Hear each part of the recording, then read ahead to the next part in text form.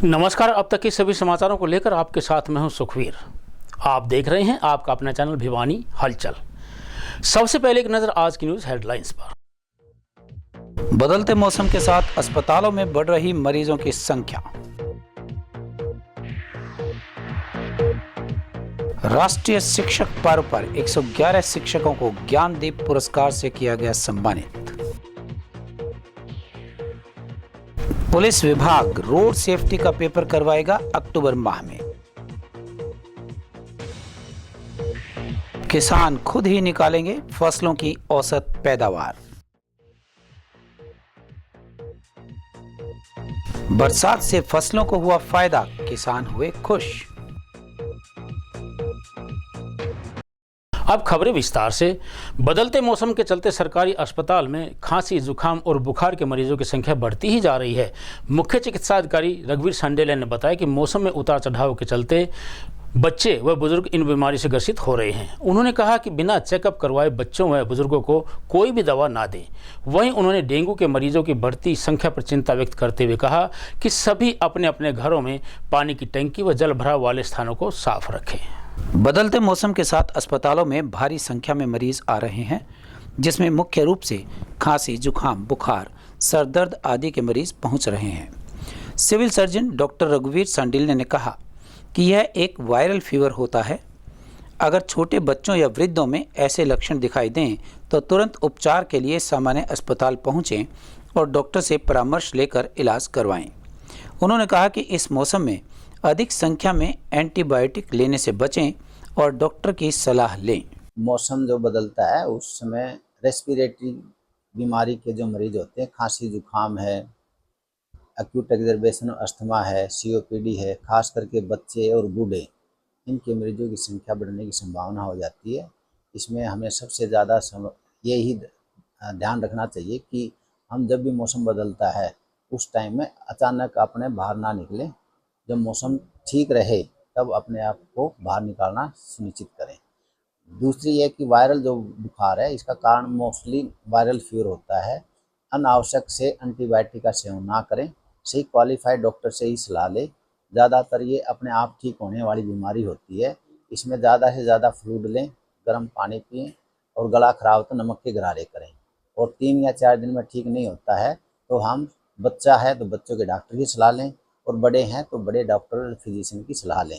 इसमें कोई घबराने की बात नहीं होती कि इसमें खांसी जुकाम के जो हमारा बिहेवियर है, कफ एटिकेट, उसका प्रयोग करें। खांसते टाइम में कपड़ा लगाएं और एल्बो बेंड करके उसको खांसते टाइम में उसका प्रयोग करें। इसको कफ एटिकेट्स बोलते हैं।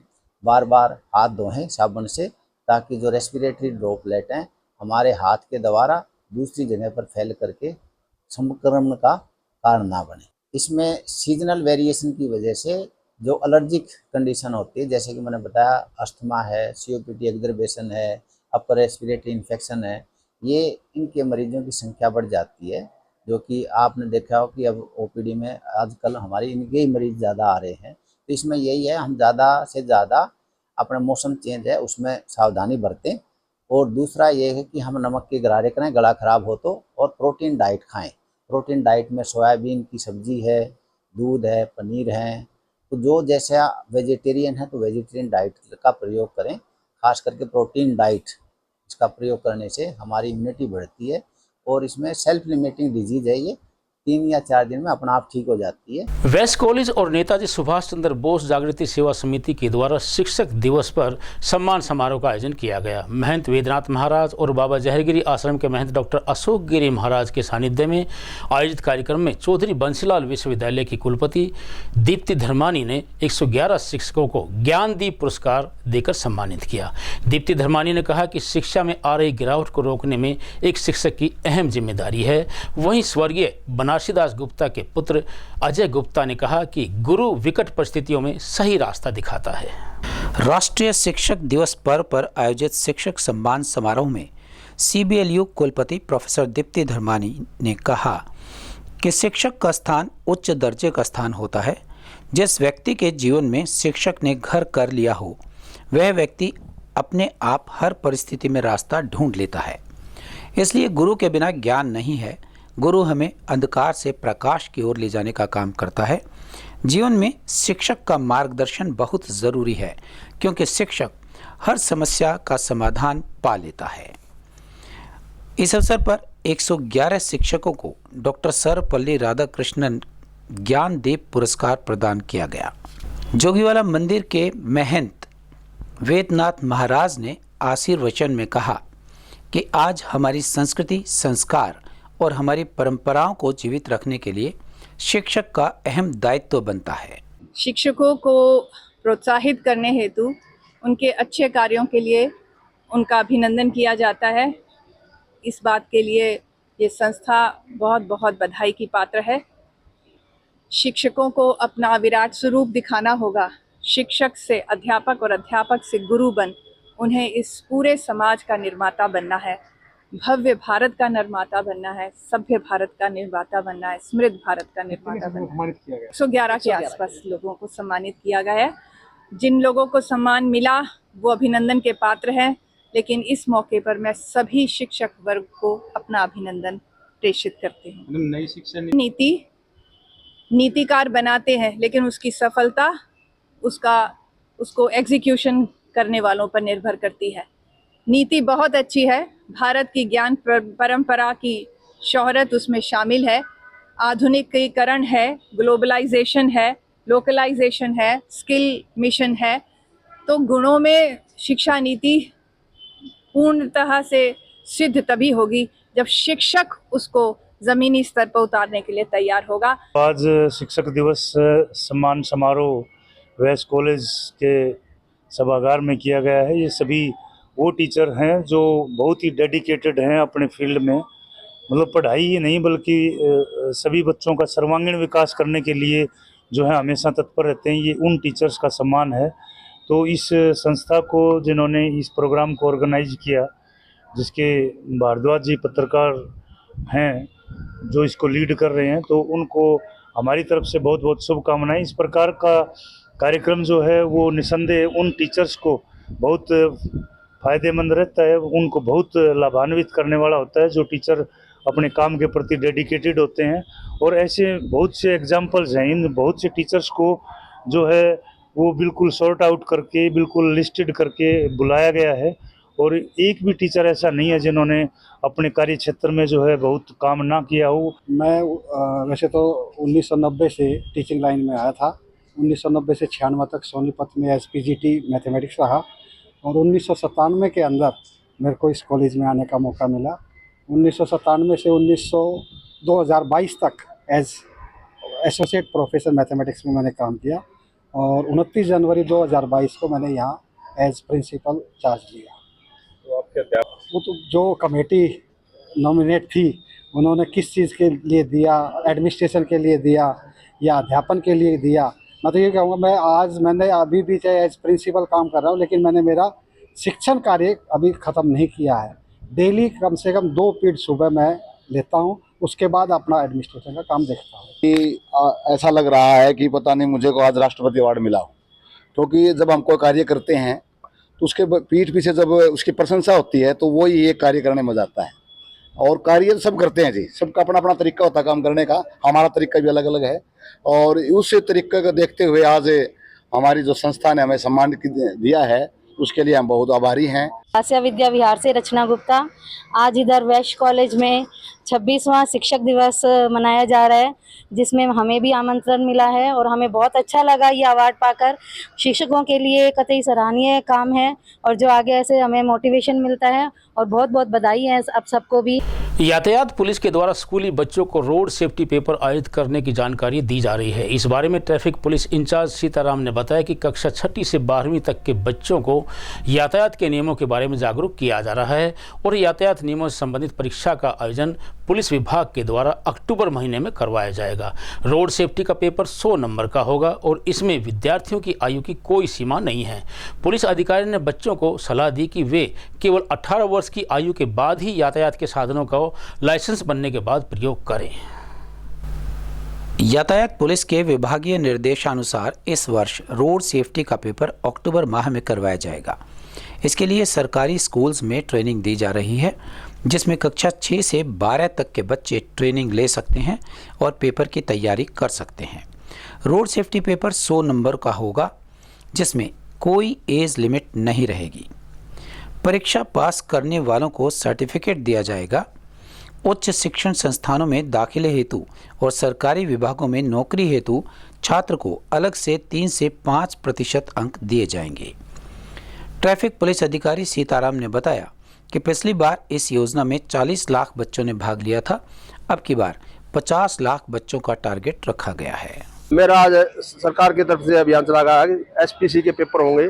सरकारी स्कूल के संचालकों से, विद्यार्थियों से अपने अक्टूबर माह में तीसरे सेमेस्टर में पेपर होने जा रहे हैं। जो भी बच्चा भाग लेना चाहता है अपने पेपरों की तैयारी करें। जब भी डेट आएगी हम बता देंगे आपको, और अपने पेपर की तैयारी रखें। स्कूल के पेपर होंगे, इसी के लिए होगा पेपर। जो बच्चा रोड सेफ्टी के भाग लेना चाहता है वो अपनी प्रतियोगिता में लिखित परीक्षा होगी, अपनी परीक्षा देने के लिए तैयार रहे। कितने भी बच्चे हो, सभी बच्चे भाग ले सकते हैं। ये 100 नंबर का होगा। एज 6 से लाके 12वीं तक दे सकते हैं। उनको अपने से सर्टिफिकेट देगी सरकार, उसमें नौकरी में उसमें नंबर की छूट मिलेगी। पिछली पेपर दिए थे, आपकी बार पहले 40 लाख बच्चों ने भाग लिया था। अब की बार हमारा मकसद है कि 85,000 बच्चों का 85 लाख बच्चे पेपर दे सकें। अपने व्हीकल पर हेलमेट लगा के चलाएं, कागज पूरे रखें, लाइसेंस रखें। चलते वक्त ब्रेक तेज रफ्तार में मारते हैं, अगला ब्रेक मारते हैं ताकि पिछला ब्रेक मारें। अपने व्हीकल को धीमी गति में चलाएं। दुमा पर्ची, इंश्योरेंस, सारे कागज पूरे रखें। कोई भी शब्द ना लिखें कि हाँ किसी प्रकार का कोई स्टिकर ना लगाएं व्हीकल पर। कोई भी व्हीकल पर एक्स्ट्रा कोई भी चीज़ नहीं लगाएं की जाते हैं, उन्हें चलान की जाती है। कृषि विज्ञान केंद्र में फसल बीमा योजना के बारे में कर्मचारियों को ट्रेनिंग दी जा रही है। इस बारे में एएसओ रतन सिंह ने बताया कि रिलायंस कंपनी को किसानों की फसलों का बीमा करने का ठेका दिया गया है। वहीं उन्होंने बताया कि कर्मचारियों को औसत पैदावार निकालने के लिए भी ट्रेंड किया गया है ताकि वे फील्ड में जाकर किसानों को फसल की पैदावार बढ़ाने के बारे में बता सकें। कृषि विभाग में 2024-2025 के लिए रिलायंस कंपनी को फसल बीमा का ठेका दिया गया है। उसके लिए कर्मचारियों को ट्रेनिंग दी गई है। फसलों की पैदावार को कैसे इकट्ठा करना है और फसल कितने प्रतिशत पैदा हुई है। एएसओ रतन सिंह ने बताया कि कर्मचारियों को औसत पैदावार निकालने के लिए ट्रेन किया गया है, जिसमें कर्मचारी फील्ड में जाकर खेतों का चयन करेंगे और जीवित फसल के हिसाब से पैदावार की सूची बनाएंगे।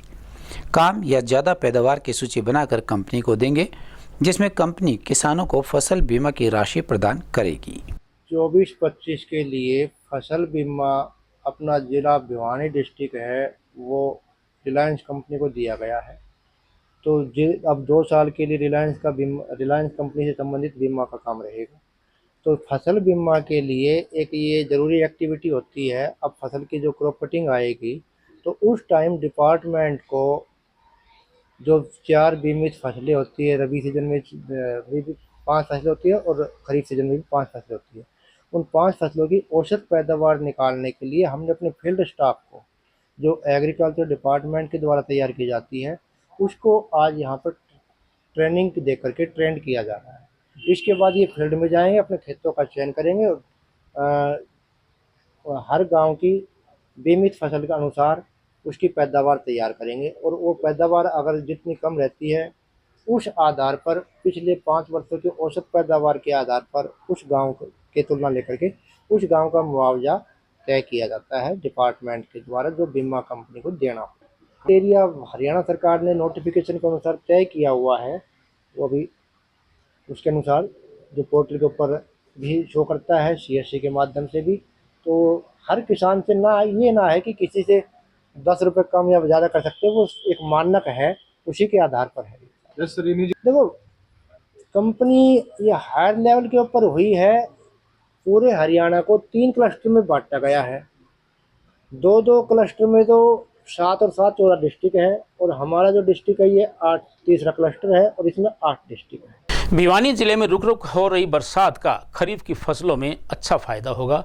इस बारे में कृषि वैज्ञानिकों ने बताया कि बरसात के मौसम में फसलों में अनेक बीमारियां पैदा हो जाती है, इसलिए मौसम को ध्यान में रखकर किसान अपनी फसलों में दवाइयों का छिड़काव करे ताकि फसलों में नुकसान से बचाया जा सके। वहीं किसानों का कहना है कि यह बरसात ज्वार, बाजरे और ग्वार की फसल के लिए अति लाभदायक है, लेकिन यह बरसात कपास की फसलों के लिए हानिकारक है। भिवानी और आसपास में बरसात से फसलों को बहुत फायदा हुआ है। खरीफ की फसलों में मुख्यतः 4-5 फसलें उगाई जाती हैं, जिसमें ज्वार, बाजरा, धान आदि शामिल हैं। खरीफ की फसलों में पानी की अत्यधिक ज़रूरत होती है, जो इस समय बरसात से पूरी हो रही है। बरसात से किसानों व फसलों दोनों को फायदा हो रहा है।